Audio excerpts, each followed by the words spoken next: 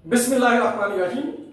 This is Fakhruddin, an assistant teacher in English at Bandar Girls School and College. Welcome to Meta Vikas Seminary, led by MD Fakhruddin. শিক্ষার্থী বন্ধুগণ, যে যেখান থেকে ভিডিওটি দেখছেন, আশা করি শুরু থেকে শেষ পর্যন্ত ভিডিওটি দেখবেন। আপনারা ভালো আছেন, আমিও ভালো আছি। আজকে আমাদের আলোচনার বিষয় নেরেশন। নেরেশন বা স্পিচ, উক্তি দুই ধরনের, ডাইরেক্ট নেরেশন, ইনডাইরেক্ট নেরেশন। যে নেরেশনের মধ্যে ইনভার্টেড কমা থাকবে সেটি হবে ডাইরেক্ট নেরেশন, এবং যে নেরেশনের মধ্যে ইনভার্টেড কমা থাকবে না সেটি হবে ইনডাইরেক্ট নেরেশন। তাহলে আমরা ডাইরেক্ট এবং ইনডাইরেক্ট নেরেশন এক্সাম্পলের মাধ্যমে একটু দেখি। ডাইরেক্ট নেরেশনে স্পিকার থাকবে, রিপোর্টিং ভার্ব থাকবে, লিসেনার থাকবে। এই তিনটি বিষয় ইনভার্টেড কমার আগে থাকবে। ইনভার্টেড কমার ভিতরে রিপোর্টেড স্পিচ থাকবে, যা একটি বাক্য। সে বাক্যটি অ্যাসার্টিভ হতে পারে, ইন্টারগেটিভ হতে পারে, ইম্পারেটিভ হতে পারে, অবজেক্টিভ হতে পারে, এক্সক্লেমেটরি হতে পারে। শিক্ষার্থী বন্ধুগণ, একটি উদাহরণের মাধ্যমে আমরা ডাইরেক্ট নেরেশনটি এখন দেখব।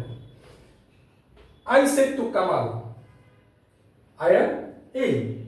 I said to Kamal, I হলো স্পিকার, said to হলো রিপোর্টিং ভার্ব, লিসেনার হলো কামাল।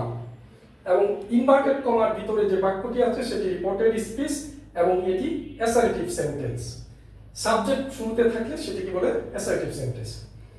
এখন আমরা ইনডাইরেক্ট নেরেশন এর একটি উদাহরণ দেখব। সেটি হলো স্পিকার, রিপোর্টিং ভার্ব, লিসেনার, তারপরে ইনভার্টেড কমা থাকবে না ইনডাইরেক্ট নেরেশনে, সেখানে কানেক্টিং ওয়ার্ড আসবে, তারপরে বাক্য, এবং সেই বাক্যটি পরিবর্তিত হবে। সেখানে টেন্স পরিবর্তন, সাবজেক্ট পরিবর্তন হতে পারে। যেমন দেখুন, I said to Kamal I am a. এই বাক্যটিকে যদি আমরা ইনডাইরেক্ট করি তাহলে আই স্পিকার ঠিকই থাকবে, সেড টু রিপোর্টিং ভার্বটা পরিবর্তিত হয়ে টোল্ড হয়েছে। লিসেনার কামাল কামালই থাকবে। ইনভার্টেড কমা উঠে অ্যাসার্টিভ সেন্টেন্স হলে দ্যাট হয়, সেই দ্যাটটি এখানে এসেছে। তারপর ইনভার্টেড কমার ভিতরে পার্সন পরিবর্তন হয়। ফার্স্ট পার্সন থাকলে রিপোর্টিং ভার্বের সাবজেক্ট অনুসারে বসে। তাহলে রিপোর্টেড স্পিচের সাবজেক্ট হয়, রিপোর্টিং ভার্বের সাবজেক্ট হয়। তার জন্য এখানে দ্যাটের পরে আই বসবে। টেন্সের পরিবর্তন হবে যদি রিপোর্টিং ভার্বটি বিটুতে থাকে। এখানে দেখেন সে নাই, সেট আছে, বিটুতে আছে, তার জন্য এখানে টেন্সের পরিবর্তন হয়েছে। এম হবে ওয়াজ, তার জন্য পরিবর্তিত হয় টেন্স, ওয়াজ হলো ই এ। Direct into indirect. Direct narration থেকে ইনডাইরেক্ট করতে হলে চারটি পরিবর্তন করতে হয়। নাম্বার 1, বাইরে রিপোর্টিং ভার্ব পরিবর্তন করতে হবে যদি লিসেনার থাকে। লিসেনার যদি না থাকে রিপোর্টিং ভার্বের, তাহলে রিপোর্টিং ভার্ব পরিবর্তন করতে হয় না। নাম্বার 2, পার্সনের পরিবর্তন করতে হয়।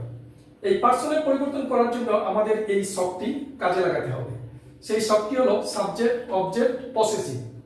পসেসিভের দুটো ফর্ম, একটি সিম্পল পসেসিভ আর একটি হলো ডাবল পসেসিভ। সিম্পল পসেসিভের সাথে সবসময় নাউন থাকবে, ডাবল পসেসিভের সাথে কোনো নাউন থাকবে না। I subject, object me, possessive my, মাইয়ের সাথে নাউন থাকবে, মাইনের সাথে নাউন থাকবে না। We subject, us object, our possessive, ours possessive, আওয়ারের সাথে নাউন থাকবে, আওয়ার্সের সাথে নাউন থাকবে না। You subject, you object, your possessive, you এর সাথে নাউন থাকবে, ইউরস এর সাথে নাউন থাকবে না। He subject, him object, his possessive, his এর সাথে নাউন থাকবে, আবার ডাবল পসেসিভ হিজ, কিন্তু তার সাথে নাউন থাকবে না। She subject, her object, her possessive, পসেসিভের সাথে নাউন থাকবে হারের সাথে, হার্স পসেসিভ, তার সাথে নাউন থাকবে না। They subject, them object, their possessive, their পসেসিভের সাথে আমাদের নাউন থাকবে, দেয়ার্স পসেসিভের সাথে নাউন থাকবে না। নাম্বার 3 তে যে পরিবর্তনটা সেটা হবে রিপোর্টিং ভার্ব যদি পাস্ট টেন্স বা বি2 হয় তাহলে। রিপোর্টিং ভার্ব যদি প্রেজেন্ট বা ফিউচার টেন্স থাকে তাহলে সেক্ষেত্রে কিন্তু টেন্সের পরিবর্তন হবে না। তা আমাদের খেয়াল রাখতে হবে রিপোর্টিং ভার্বটি যদি পাস্ট টেন্স বা বি2, পাস্ট টেন্স বলতে আমরা সেড বুঝি, টোল্ড বুঝি, রিকোয়েস্টেড, কমান্ডেড ইত্যাদি বুঝি। রিপোর্টিং ভার্বের রিপোর্টেড স্পিচের ভিতরে এই টেন্সের পরিবর্তনটি নিম্নরূপ। ডাইরেক্ট নেরেশনে প্রেজেন্ট ইনডিফিনিট টেন্স হলে ইনডাইরেক্টে ওটি হয়ে যাবে পাস্ট ইনডিফিনিট।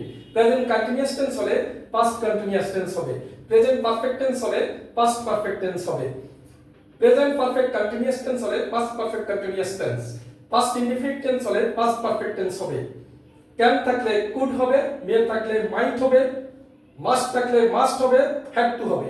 হ্যাড টু হবে বাধ্যবাধকতা বোঝালে, উইল থাকলে উড হবে, শেল থাকলে শুড হবে।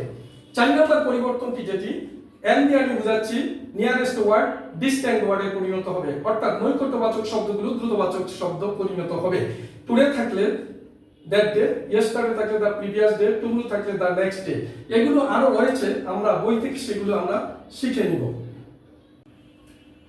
গ্রেট ইনডিরেক্টে অ্যাসার্টিভ সেন্টেন্সের রিলেশন নিয়ে এখন আলোচনা করব, দেখতে থাকুন। যে সেন্টেন্সের সাবজেক্টের শুরুতে থাকে সেটিকে বলা হয় অ্যাসার্টিভ সেন্টেন্স। অ্যাসার্টিভ সেন্টেন্সের রিলেশন পরিবর্তন করতে হলে রিপোর্টিং ভার্বের যে পরিবর্তন তা হচ্ছে সেজ সেই থাকবে, সেজ সেজই থাকবে, সেড টু টেল হবে, সেজ টু টেলস হবে, সেড টু টোল্ড হবে। ইনভার্টেড কমা উঠে দ্যাট ব্যবহার করতে হবে। এবং অ্যাসার্টিভ সেন্টেন্স ইনভার্টেড কমার ভিতরে থাকবে তখন 12 বিএনসি পরিবর্তন করতে হবে। সেটা আবার কি? 1 দ্বারা বোঝানো হয়েছে আই উই কে মানে ফার্স্ট পারসন, 2 দ্বারা বোঝানো হয়েছে ইউ সেকেন্ড পারসন কে, এন দ্বারা নৈকট্যবাচক শব্দকে বোঝানো হয়েছে, সি দ্বারা কমাযুক্ত শব্দকে বোঝানো হয়েছে, ভি দিয়া ভাবকে বোঝানো হয়েছে। তাহলে এখন উদাহরণের মাধ্যমে আমরা বিষয়টি এখন পরিষ্কার করব।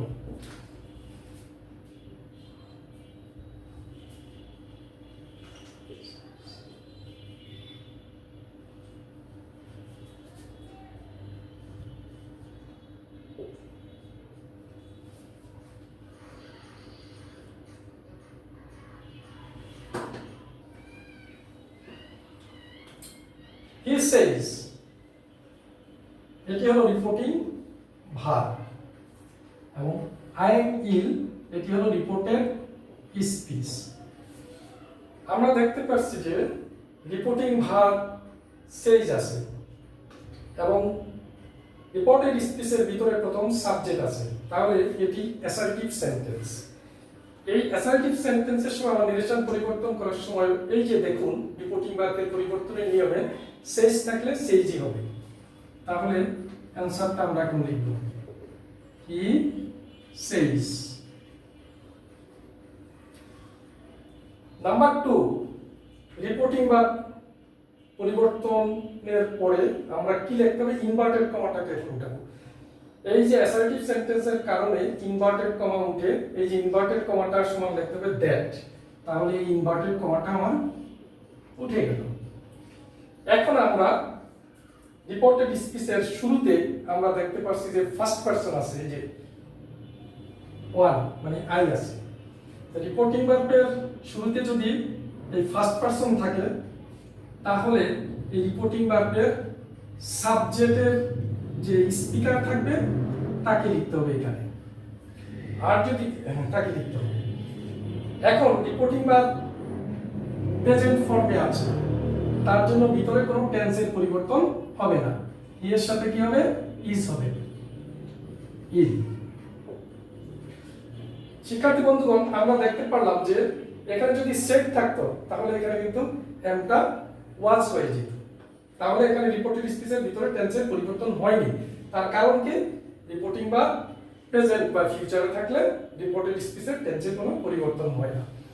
আরেকটি উদাহরণের মাধ্যমে আমরা আরেকটু ক্লিয়ার হই।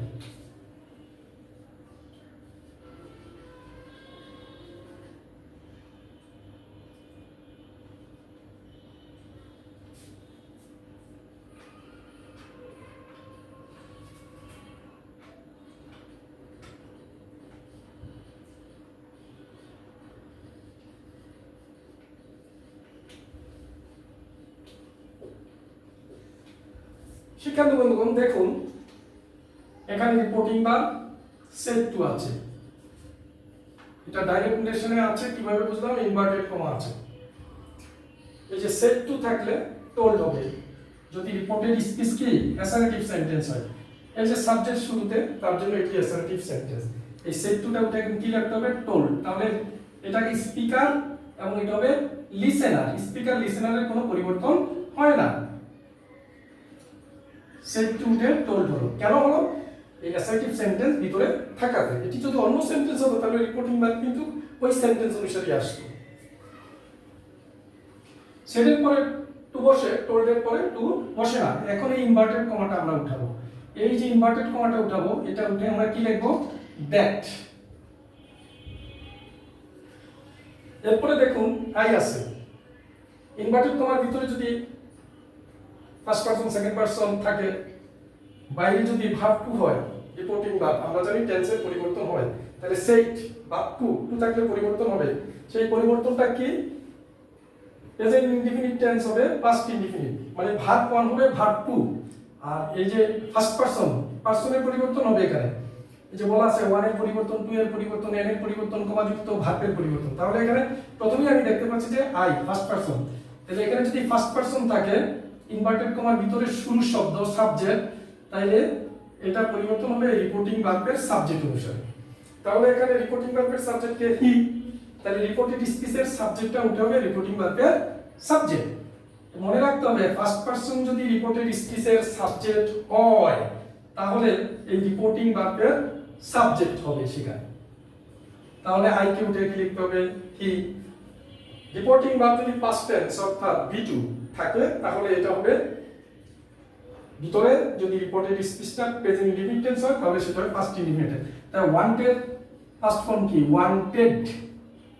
Wanted a pen.